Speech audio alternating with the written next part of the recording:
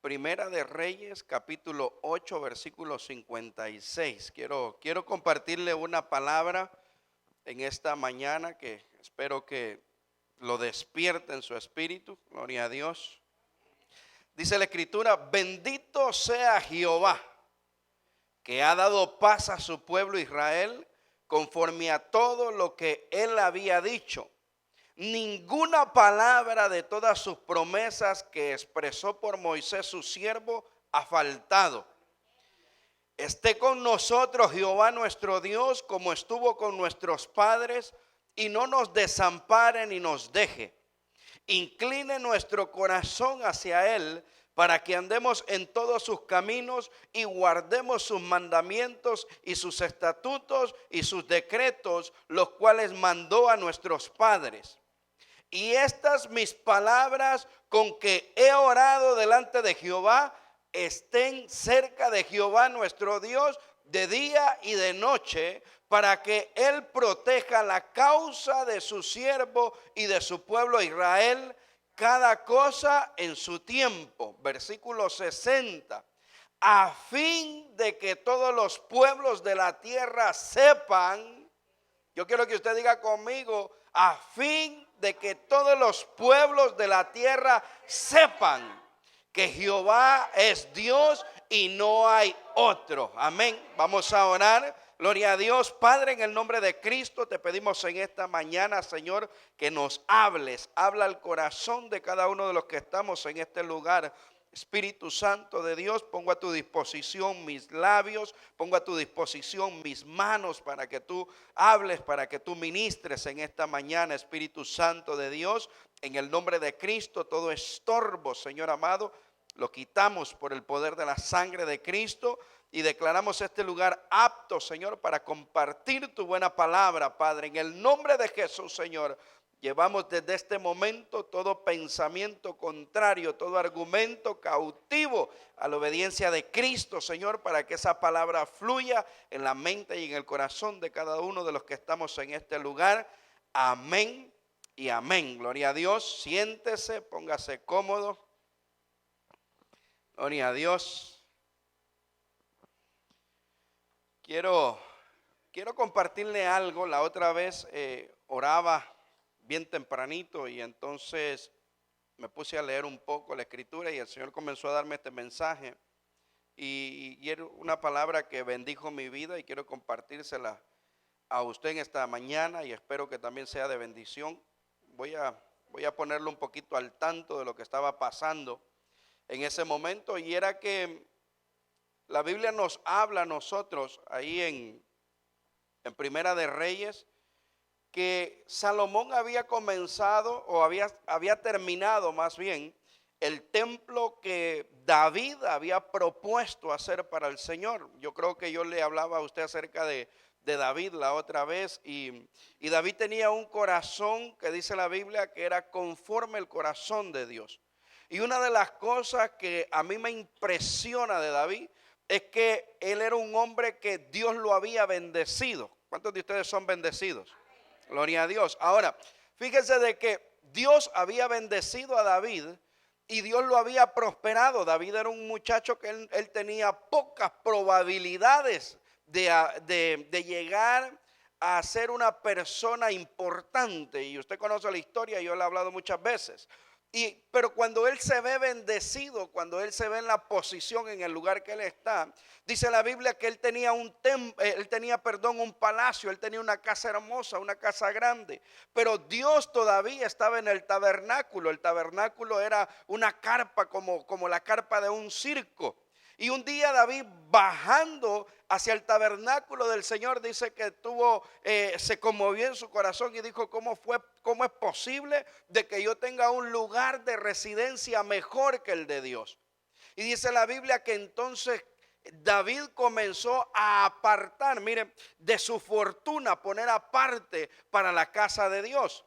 Ahora, dice la Biblia también de que comenzó él a almacenar materiales y la meta de David era construirle un lugar a Dios. Pero note esto, un lugar que fuera mejor que el lugar donde él vivía. Dios conocía ese sentir de David. Y entonces Dios le da a David los planos. Mire, Dios es un Dios de propósito. Dios es un Dios que hace las cosas con detalles. Dios no hace las cosas a la carrera. ¿Cuántos dicen amén a eso? Ahora, le da los planos a David y le dice, el templo lo quiero así. Ya que me vas a hacer algo, me lo haces así. ¿Cuántos de ustedes quieren hacer algo para el Señor? ¿Sabe? Dios quiere que usted, eso que está en su corazón, lo haga para Él, pero hay instrucciones para hacer eso. No podemos salir nosotros, yo quiero hacer algo para el Señor y solamente hacerlo. No, nosotros necesitamos que Dios nos dé la dirección necesaria para poderlo hacer en el orden de Dios. Ahora, Dios le entrega a David los planos, le dice de esta manera quiero el templo, David, pero le dice tú no lo vas a poder construir, va a tener que ser tu hijo Salomón. ¿Por qué? Porque David había sido un hombre de guerra y dice la Biblia que las manos de David estaban manchadas con sangre. Ahora, Salomón había sido un hombre de paz, era un hombre que no peleó ni una batalla siquiera. Mire qué bendición. Entonces dice la Biblia de que David le deja el legado y la tarea a Salomón de construir este templo, le da los planos, le da todos los materiales, le deja una gran fortuna y le dice, construyele el templo al Señor. Viene Salomón, construye el templo y ahí donde leíamos nosotros ya terminó el templo. Dice de que estaban haciendo sacrificios y llega un momento en que el rey se pone sobre sus rodillas, levanta las manos al cielo y comienza a orar. Mire que como él miraba o como él había entendido que había sido un gran privilegio para él haber primero ser rey y después haber construido este templo. Ahora, dice de que comienza a orar y dice la oración de Salomón, dice, bendito sea Jehová que ha dado paz a su pueblo. Yo me puse a estudiar esa palabra paz porque creí que era la palabra shalom, pero no es la palabra shalom, sino que es una palabra que da a entender que es lo que el Señor le dio a Israel, fue gozo, fue descanso. Cuando habla de esa paz, me puse a leer un poquito acerca de esa palabra y note lo que esto dice. Dice de que bendito sea el Dios de Israel, porque le ha dado paz. Esa palabra paz dice es descanso, es consuelo, es reposo, pero me llamó la atención porque una de las acepciones o de los significados que tiene es el compromiso que hace un esposo cuando se casa con su esposa. Esa palabra paz se refiere a cuando, por ejemplo, el novio viene al frente del altar y le dicen, prometes cuidarla, amarla en la salud, en la enfermedad, en la pobreza, en la riqueza, y comienzan a decirle esas cosas y él dice, yo prometo. Y entonces ese novio o ese esposo entra en un pacto, en un compromiso. Y entonces se lleva a su esposa y la lleva a un lugar, la lleva a una casa, la pone en su hogar y en esa casa está todo lo que esa mujer necesita para ser feliz. Esa palabra paz significa eso. Es un compromiso como de un marido hacia una mujer que la pone en un lugar donde tiene todo lo que necesita y esa mujer no se va a preocupar nunca por nada. Eso significa la palabra paz. No sé si me estoy explicando. Entonces el Señor le estaba diciendo, Salomón le estaba diciendo al Señor, bendito sea el Señor porque entró en un compromiso con Israel. Note cómo ya cambia un poquito el significado de esa oración. Bendito sea el Señor porque entró en una relación de pacto con Israel. Y ese compromiso del Señor con Israel es de darle reposo, es de darle tranquilidad y es de darle bienestar. Mire, Dios es un Dios de compromiso, diga compromiso. Eso es algo que yo creo que como que se perdió en la iglesia, ¿verdad? Hoy en día cuesta encontrar gente de compromiso, pero Dios es un Dios de compromiso. Ahora, Salomón dice: bendito sea el Señor que entró en compromiso con Israel para darle todo lo necesario para que tenga paz. Yo quiero poner eso en su mente en este momento. Mire a Israel como una nación, como una congregación, y véalo también como una persona, porque voy a tratar de estar tocando a Israel de las dos maneras, como una congregación, una nación, o también como una persona. Ahora, note cómo Dios entra entonces con un compromiso de darle bienestar a una congregación, y cómo Dios entra en un compromiso de darle bienestar a una persona. Dios se compromete con Israel para darle todo lo que necesitaba para que estuviera tranquilo. ¿A cuánto les gusta estar tranquilo? Miren, no hay una de las cosas más terribles que tener unos problemas. No puede ni dormir uno. Le da la vuelta para un lado, le da la vuelta para el otro lado. Piensa cómo va a solucionar esto, piensa cómo va a solucionar el otro, y por más que piensa no soluciona nada. Por eso es que dice la Biblia que no por nada estemos afanosos, que tiremos nosotros nuestras preocupaciones al Señor y que el Señor se va a encargar de ellas. ¿Cuántos de ustedes que han estado preocupados han arreglado algún problema alguna vez? Nadie arregla problemas con preocupaciones. Ahora, note, cómo Dios tiene un compromiso de darnos a nosotros, los que estamos creyendo en Él, bienestar. Él está comprometido con eso. Estaba comprometido con Israel, se comprometió con la congregación y se comprometió con la persona, y le iba a dar todo lo que necesitaba para que estuviera en paz. Bendito sea el Señor que le dio paz a Israel, dice la Biblia. Por ahí hay una enseñanza para los esposos, pero no me quiero meter por ahí. Ahora, ¿cuántos de ustedes creen que Dios está comprometido con ustedes para darles bienestar? Mire, si el bienestar suyo dependiera de ese amén, usted no recibe nada. ¿Cuántos de ustedes creen que Dios tiene un compromiso para darle bienestar? Amén. Mire, si fuera de eso, dice Señor, no, si es conforme a ese amén, la ración suya sería bien poquita. Ahora, ¿cuántos de ustedes creen que Dios está comprometido para que ustedes vivan satisfechos? Mire, nosotros tenemos que tener esa convicción. Dios está comprometido conmigo. Un día me dijo a mí alguien: ay, es que ustedes los cristianos solo hablando de Dios y hablando de Dios y hablando de Dios. ¿Y cuál es esa gana de hablar de Dios? Me decía. Y le decía: es que yo he aprendido algo. Y es que a mí se me hace más fácil la vida creyendo de que hay uno que puede más que yo, que está interesado en mi bienestar y que quiere ayudarme, que vivir sin nadie. Denle un aplauso al Señor por eso. Entonces nosotros tenemos que creer. Mire, el hecho de estar en esta mañana, en este lugar, es para que nosotros digamos: wow, Dios realmente está interesado en que yo esté bien. Dios me trajo en esta mañana a este lugar. He podido alabarlo, he podido bendecirlo, he podido dar mi ofrenda. Eso me dice a mí de que Dios está interesado.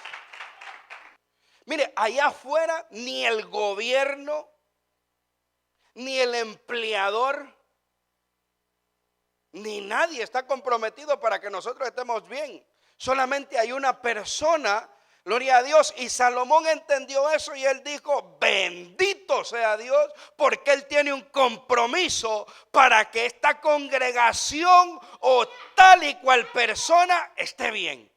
Ahora, en el versículo 60, mira que ahí dice algo él que llamó mucho mi atención después que yo leí ese pasaje. Yo no sé si todavía usted está ahí. Pero en el versículo 60 dice: con el fin, o como dice en la Reina Valera del 60, a fin. Pero ahí dice: con el fin de que todos los pueblos de la tierra sepan que Jehová es Dios y que no hay otro. Note lo que está diciendo Salomón. Salomón dice: bendito sea Dios por haber entrado en un compromiso con Israel para que Israel tenga todo lo que necesita, para que tenga paz, para que tenga gozo, para que tenga bienestar, para que no le falte nada, con el fin, mire qué bonito eso, con el fin, dice él, de que todos los pueblos de la tierra sepan quién es Jehová y que no hay otro como él. Ahora voy a entrar en el mensaje. Mire, Israel había tenido la bendición, como usted y yo tenemos la bendición, de que Dios nos escogió sin merecernos. ¿O cuántos de ustedes Dios usted fue merecedor? Yo no fui merecedor. Israel tuvo ese privilegio. Dios se movió a misericordia, lo escogió, encontró gracia delante de Dios, encontró amor delante de Dios, encontró misericordia delante de Dios, y entonces Dios comienza a bendecir a Israel. Por eso le decía, a la persona, agarra a un hombre, ese hombre se convierte en una familia grande, viene a ser una congregación y viene a ser una nación. Pero note lo que encuentran delante de Dios: amor, misericordia y favor delante de Dios. Entonces ellos comenzaron a conocer a Dios y comenzaron a conocer el carácter de Dios. Mire, yo no sé, quién me decía hace poco, me decía, pastor, que cómo uno conoce a una persona. Usted puede, por ejemplo, estar aquí en esta mañana, yo puedo predicarle un mensaje de 45 minutos y usted todavía no puede conocerme. Ahora, cuando usted, por ejemplo, viene a una reunión como la que teníamos ayer, que estaban ahí los hermanos y mi esposa con mis hijos celebrando el cumpleaños, y se sienta al lado mío, pues usted tiene la oportunidad de conocerme un poquito más. Ahora, Israel tenía, oiga bien, el privilegio de conocer a Dios, tenía una relación con Dios. Ya ellos habían caminado por mucho tiempo, ellos sabían cómo era Dios, quién era Dios, cómo Dios actuaba. Ellos sabían de que el Dios que ellos tenían era un Dios que estaba comprometido con el bienestar de ellos. Ellos entonces, oiga bien, conocían bien el favor, la gracia, la misericordia y el amor de Dios. Dios los había bendecido. Dios había entrado en un pacto con ellos, había entrado en un compromiso con ellos. Sin embargo, Dios les da a ellos una responsabilidad. Y la responsabilidad era de que todas las naciones conocieran de Dios por lo que Dios estaba haciendo con Israel. Note cómo lo que Dios hace con nosotros o lo que Dios ha hecho con nosotros se convierte en una responsabilidad delante de Dios, porque Dios espera que a través de lo que Él ha hecho en mi vida, que a través de lo que yo he recibido de parte de Él, otras personas comiencen a conocer a Dios, otras personas comiencen a conocer el carácter de Dios, otras personas comiencen a conocer el amor de Dios, otras personas comiencen a conocer la misericordia de Dios, otras personas comiencen a conocer el favor de Dios.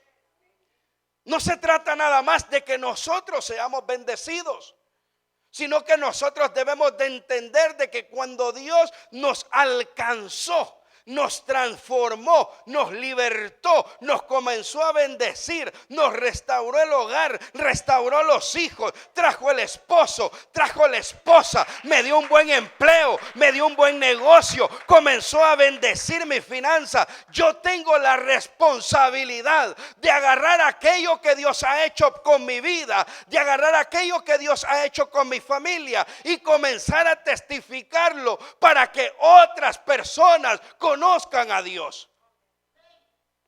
Ayer hablaba con un evangelista y me decía, pastor, me dice, yo quiero hacerle una pregunta a usted.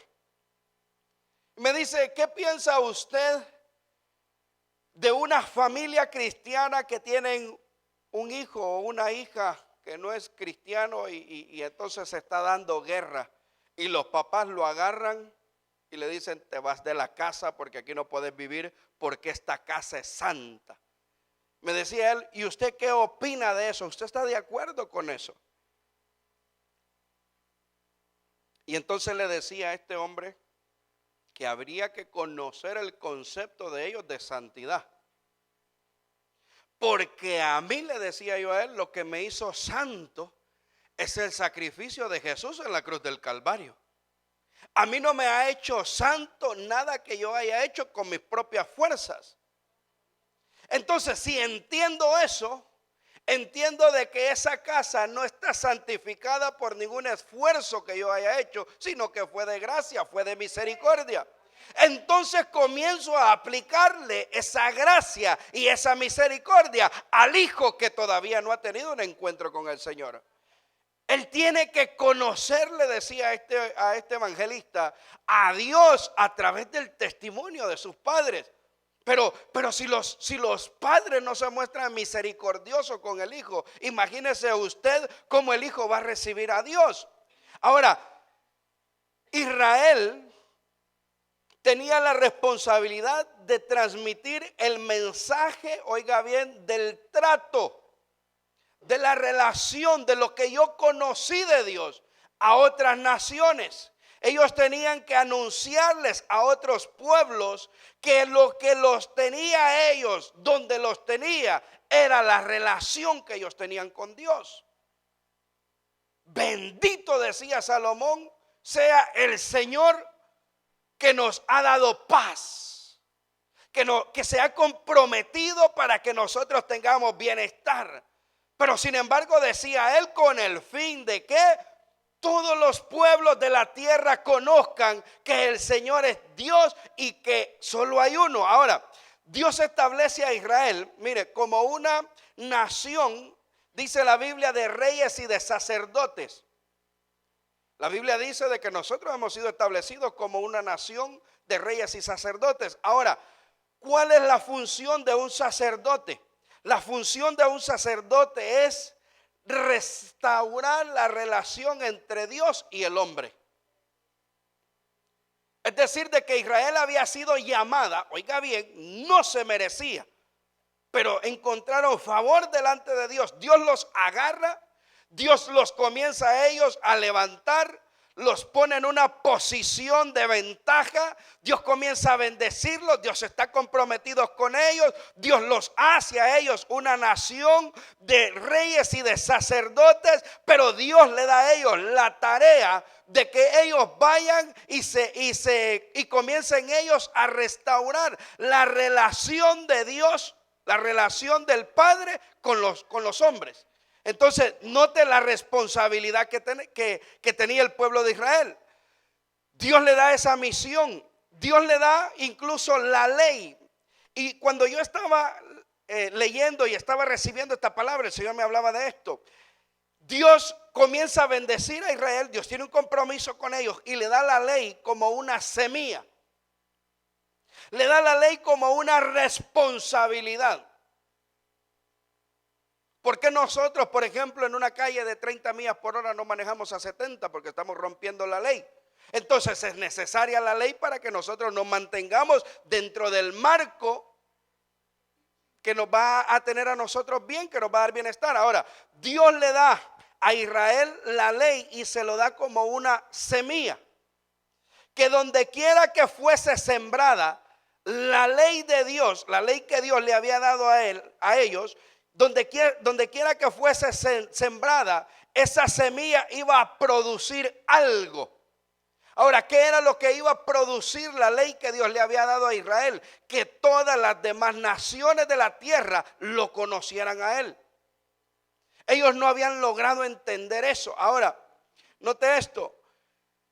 Dios los constituye a ellos una nación, les da la ley y les dice: comiencen a sembrarla, comiencen a esparcirla. Las naciones van a comenzar a ver el bienestar de ustedes y las naciones van a querer saber qué es lo que los tiene a ustedes, donde los tiene. No sé si me estoy explicando con eso. Ahora, ¿qué sucede con Israel? Y esto es lo que llamó mi atención de lo que el Señor ponía en mi corazón. ¿Qué sucede con Israel? Dios lo agarra, lo mete en una tierra donde fluye leche y miel. Y cuando están bendecidos, lo que ellos hacen es que ellos se llenan de orgullo. Se les olvidó que 400 años antes habían sido esclavos. Se les olvidó que 400 años antes comían solamente cebollas. Se les olvidó que 400 años antes ellos los tenían sometidos a la pobreza. Se les olvida eso, y cuando ellos están siendo bendecidos, se les comienza a olvidar cuál era la visión que Dios tenía con ellos, y por el hecho de haber sido escogidos se sentían mejor que los demás. Ellos comenzaron a jactarse de lo que Dios estaba haciendo. Es más, ellos se jactaban de caminar con Dios. El Dios que yo tengo es el Dios verdadero. Todas las demás naciones tenían dioses falsos. Pero cuando ellos hablaban de su Dios, lo hacían con cierto desprecio hacia los demás. El Dios que yo tengo es el Dios verdadero. La religión que yo practico es la religión verdadera. Esa religión tuya, esa no sirve para nada. Ese Dios tuyo, ese Dios no te lleva para ningún lado. Pero el Dios que yo tengo, y mire, ellos comenzaron a llenarse de soberbia por la bendición y por la relación que tenían con Dios. Yo no sé si yo me estoy explicando con lo que le quiero decir. Dios los había escogido a ellos, Dios los había bendecido a ellos, Dios los había libertado a ellos para que ellos fueran testimonio a las naciones y las naciones vinieran a Dios. Pero ellos, ¿qué fue lo que hicieron? Hicieron de aquello que Dios les había dado una religión. ¿Sabe que antes, y ponga atención a esto, usted, que cuando le habla a una persona de Dios, no le habla del amor de Dios, sino que le habla del castigo de Dios? Ponga atención a esto. Ellos, en su religión, se les había olvidado el favor y la gracia de Dios. A ese punto se les había olvidado que ellos no eran merecedores. Se les había olvidado eso. Y entonces ellos, Dios les da una ley para que, sembrando esa ley, los demás pueblos los vean a ellos y vengan hacia Dios, y ellos agarran esa ley y hacen una religión. ¿Y sabe qué es lo que hacen después de eso? Ellos comienzan a ponérsela difícil a la gente que quería saber de Dios. No, es que si usted no deja de beber, Dios no quiere saber nada de usted. Es que si usted no deja de fumar, usted no puede venir a los pies del Señor. Es que si usted no puede dejar las malas palabras, usted no puede venir al Señor.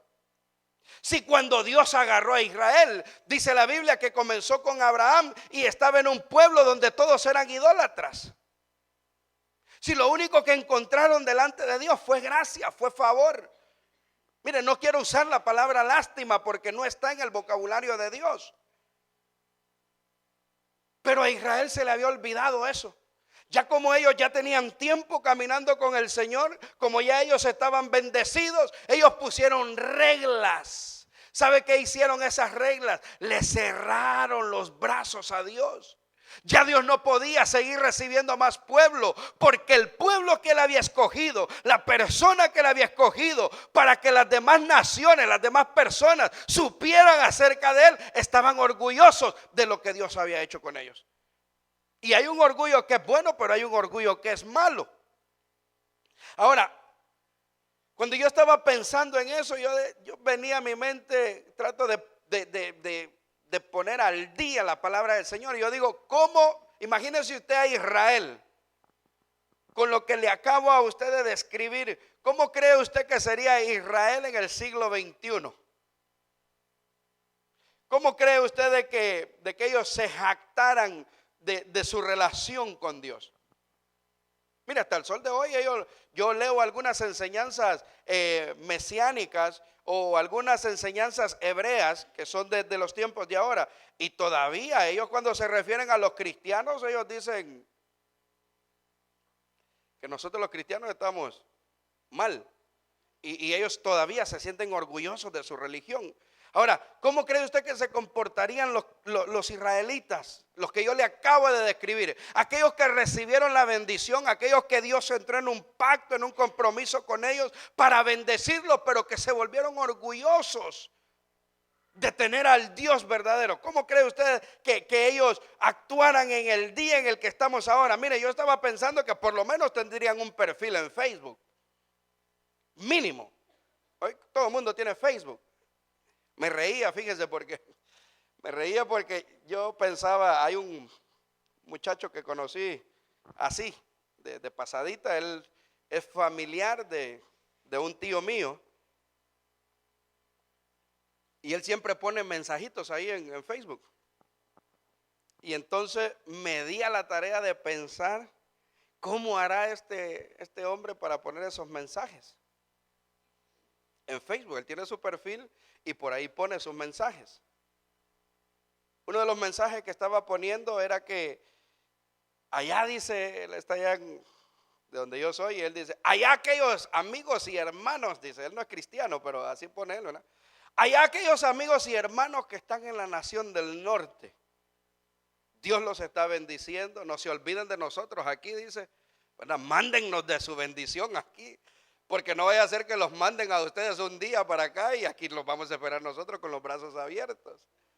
Y digo yo, qué atrevido cómo pone eso. Pero, ¿sabe? Yo estaba pensando, ¿qué aparatito usará para poner esos mensajes? Porque allá es difícil tener los aparatos que nosotros tenemos acceso aquí en Estados Unidos. Pero lo que le quiero decir es que hoy todo el mundo tiene un perfil en Facebook. Si tuviéramos a Israel, mire, ellos tuvieran su perfil en Facebook. Y mire, yo creo que ellos pondrían ahí esos, ¿cómo se llaman esos? Póster, no sé cómo le llaman. Soy un bendecido de Jehová.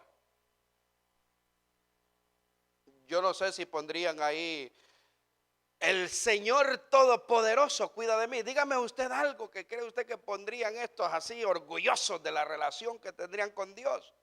Dios es mi guardador. Mire, y pondrían cualquier cosa y yo soy cabeza y no soy cola. Y comienzan a poner tanta y cuanta cosa, pero note esto. Se apartan de la visión y de la misión de Dios. O sea, cuando usted vaya a poner algo ahí, mire, de que, ay, yo soy un bendecido, una bendecida de Dios, ponga más abajito, postdata, Dios también quiere bendecirte a ti. No se le olvide a usted eso, que lo que Dios le ha dado es para que otras personas puedan ver el favor de Dios y quieran ese favor de Dios. Ahora, Israel hizo de la visión de Dios y de la misión de Dios una religión. Ellos le cerraron las puertas a las demás naciones. Dios los puso en una tierra. Mire, y esto me ministraba el Señor fuerte, porque Dios los puso en una tierra donde fluía leche y miel. ¿De qué estaba hablando ahí? Estaba hablando de prosperidad. ¿Sabe para qué Dios los había prosperado? Para que cuando hubiese necesidad en las naciones de alrededor, ellos tuvieran suficiente para darle a las naciones. ¿Pero usted qué cree que hicieron? Comenzaron a llenarse las bolsas de la bendición de Dios. Y va de llenarse las bolsas. Y cuando la gente tenía necesidad, usted sabe qué comenzaron a hacer con la necesidad. Dice la Biblia que ellos comenzaron a hacer de la viuda, del huérfano, del extranjero y del pobre más pobre.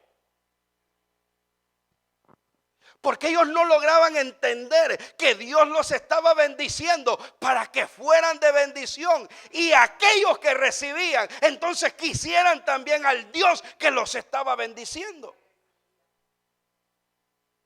Si usted está siendo bendecido, Dios no lo está bendiciendo nada más para que usted se llene las bolsas de dinero y usted se vaya y todo lo que se le antoje usted lo compre. Mire, cosas que hay en los closets de muchas personas que tienen las etiquetas que no se los han puesto todavía y que tienen tiempo de estar ahí. Dios no le dio a usted la bendición que usted tiene para que usted haga eso. Dios le ha dado la bendición a usted para que las personas que tienen necesidad usted las pueda bendecir. Y cuando esa gente le diga a usted, ¿y cómo has hecho para que te vaya bien? Yo tengo un Dios ahí arriba que Él tiene un compromiso conmigo para que yo tenga bienestar. Para eso es que Dios nos bendice a nosotros. No para que nos sintamos mejor. Yo llegué de allá de mi país, crucé el charco y aquí tengo mi casa, tengo mi carro, mi cuenta en el banco, a mí me ha ido bien. Y comenzamos nosotros a hablar de todo lo que tenemos. Pero no le decimos a nadie, el Señor me ha bendecido con esto. Y si le decimos y no lo compartimos, es que no hemos entendido para qué Dios nos bendijo. ¿Cuántos dicen amén a eso? Gloria a Dios. Entonces mire que ellos no comenzaron a ser de bendición. ¿Sabe? En el libro de Mateo, venga conmigo a Mateo capítulo 21. Abra su Biblia ahí en el libro de Mateo capítulo 21.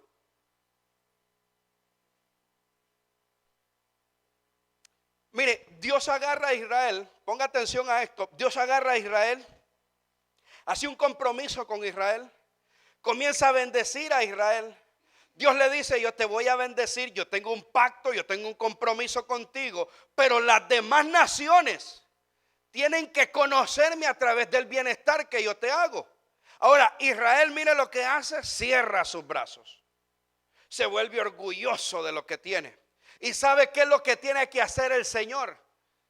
Tiene que mandar a su Hijo amado. Por eso fue que vino Jesús. Mire, si Israel se hubiera mantenido en la visión de Dios, Jesús no hubiera necesitado venir, porque todas las naciones hubieran conocido de Dios a través de Israel. Pero como ellos se apartaron del propósito de Dios, yo le he estado predicando acerca del propósito de Dios. Mire, cuando usted se aparta del propósito de Dios, Dios comienza a preparar a alguien para que vaya y cumpla con el propósito que usted no quiere cumplir. Y mire lo que sucede ahí. Entra Jesús, entra en escena. Yo leía en Mateo capítulo 21, en los primeros versículos, si usted los lee ahí. Habían convertido los israelitas la relación de Dios en una religión. Viene Jesús y dice ahí en Mateo 21 que Jesús entra a Jerusalén. En el capítulo 21 de Mateo dice la Biblia, ahí habla la Biblia de que Jesús entra a Jerusalén. Y quiero que usted ponga atención a esto. Jesús entra a Jerusalén y dice que ahí estaban muchas personas que estaban alabándolo. Y dice la Biblia que habían unos que tiraban sus mantos, dice, o tiraban ramos de olivo por donde Jesús pasaba. Sin embargo, dice ahí ese pasaje, los primeros versículos, creo que hasta el versículo 11, dice ahí de que la ciudad estaba alborotada. Mire, llamó mi atención eso. La ciudad estaba alborotada. Dice que extrañaban lo que estaba sucediendo. Y dice que ellos ignoraban lo que la multitud estaba haciendo. Y en el versículo 10 dice que ellos se preguntaron, ¿y quién es este? ¿Y quién es este? ¿Por qué hay tanto revolú aquí en la ciudad? Y ¿sabe qué es lo que llamaba mi atención? De que a pesar de que Jesús estaba entrando en aquel lugar, a pesar de que habían unos que reconocían a Jesús, la gran mayoría dice que no sabían quién era Jesús. ¿Y quién es este? Dice que fue la pregunta de ellos. Y lo que el Señor ponía en mi corazón y me ilustraba esto de esta manera. Yo me imagino a Jesús entrando en la ciudad de Nueva York. Imagínese usted a Jesús entrando a la ciudad de Nueva York. Yo digo, ¿cuántas personas van a estar ahí recibiendo a Jesús? Yo le voy a decir dos cosas que son una realidad. Una, la ciudad se alborotaría, así como estaba pasando en Jerusalén. Muchos en la ciudad dirían, ¿y quién es este? Habiendo tanto cristiano en una ciudad, la ciudad preguntaría, ¿y quién es este? Y le voy a decir otra gran verdad. Si Jesús entrara a Nueva York un día de semana, los cristianos que estuvieran esperándolo ahí fueran bien pocos. Ahora dígame usted por qué. No, porque yo no podía recibir a Jesús un martes, yo tengo que trabajar. Que se venga un domingo o un sábado por la tarde. Mire, ¿sabe qué es lo que quiero ponerle en su corazón? De que Jesús no tiene la prioridad que debe de tener en la vida de nosotros. Es más, que hay muchas personas alrededor de nosotros que deberían de conocer de Jesús por lo que Él está haciendo en nuestra vida, pero que como nosotros nos apartamos de la visión de Dios y hemos cerrado nuestros brazos a que las demás personas conozcan a Dios a través de lo que Él está haciendo en nosotros, no lo conocen. Jesús tuvo que venir porque su pueblo Israel no estaba haciendo lo que había sido llamado a hacer. Ahora, Jesús llama a otro pueblo a hacer la primera función, el propósito del primer pueblo. Pero déjeme le digo esto. El pueblo de hoy, el que Dios escogió para que hiciera lo que no hizo Israel, también se está apartando de la visión y de la misión de Dios. Hemos convertido nuestra relación con Dios en una religión. Nosotros somos los mejores, porque como yo no fumo, porque como yo no bailo, porque como yo ya no voy a las discotecas, entonces yo soy mejor que los demás. Nosotros hoy en día estamos como estaba Israel en aquel entonces.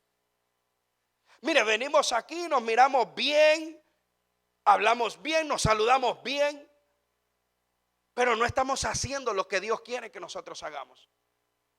Usted ha sido bendecido, Dios ha restaurado su vida, Dios le ha quitado los vicios, Dios lo ha sacado de cortes, Dios lo ha sacado de cárceles, Dios le ha permitido llegar aquí, Dios le ha dado un empleo, Dios le ha dado finanzas, Dios le ha dado una casa, Dios le ha dado un carro. Todo lo que Dios le ha dado es para una sola cosa.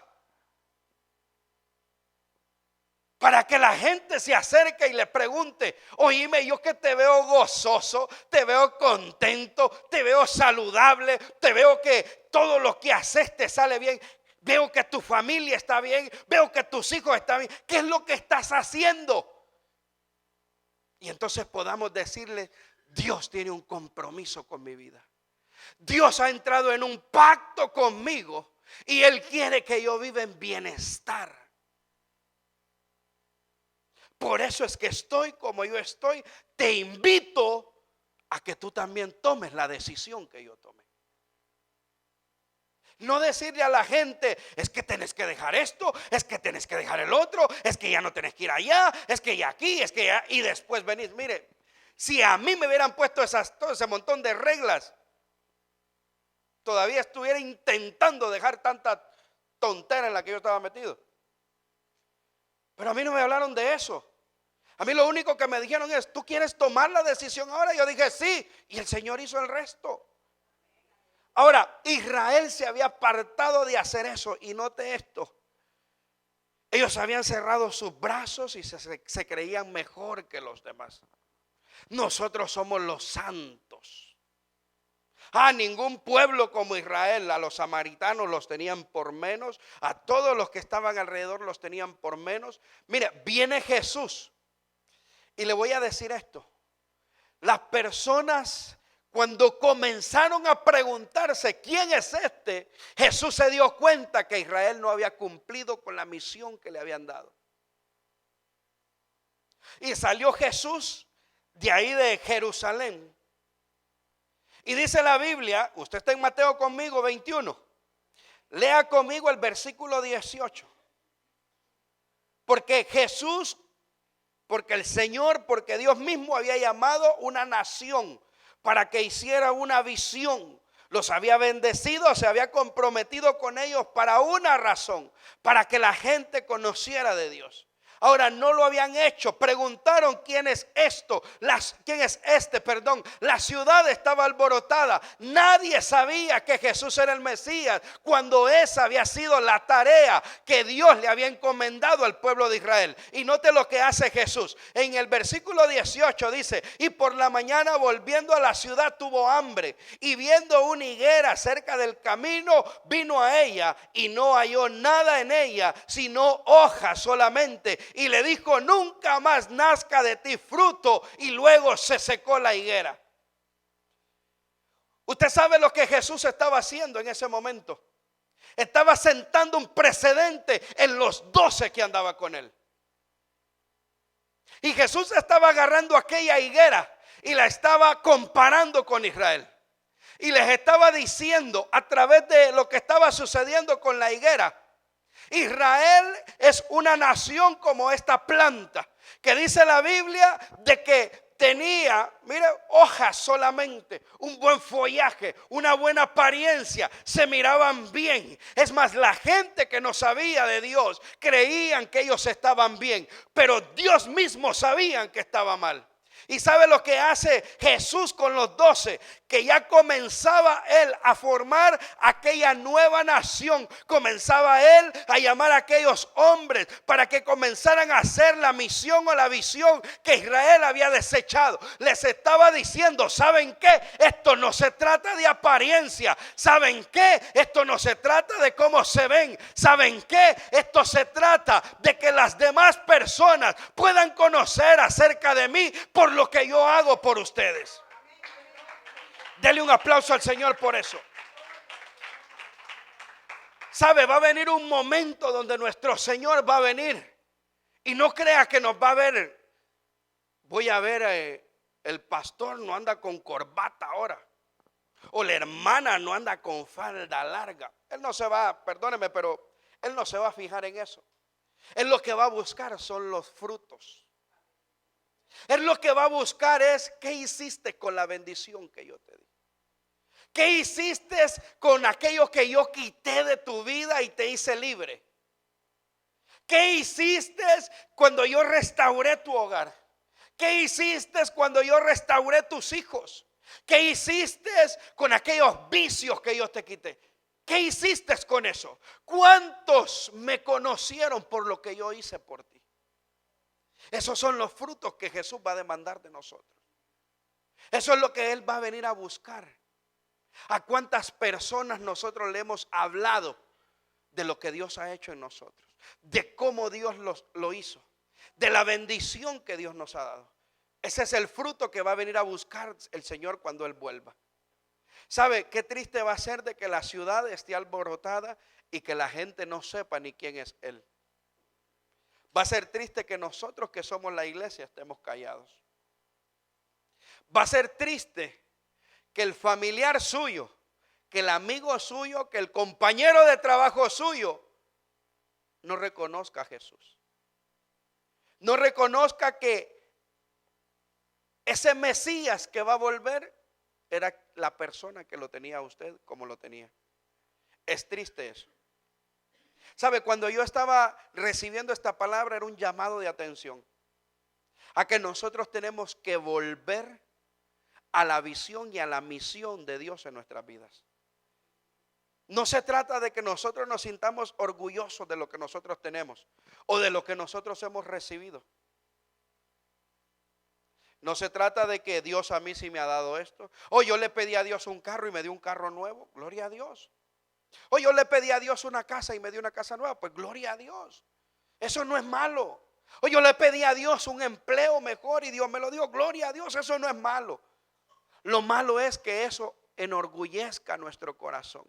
Lo malo es que nosotros no agarremos ese testimonio para que los demás conozcan de Dios.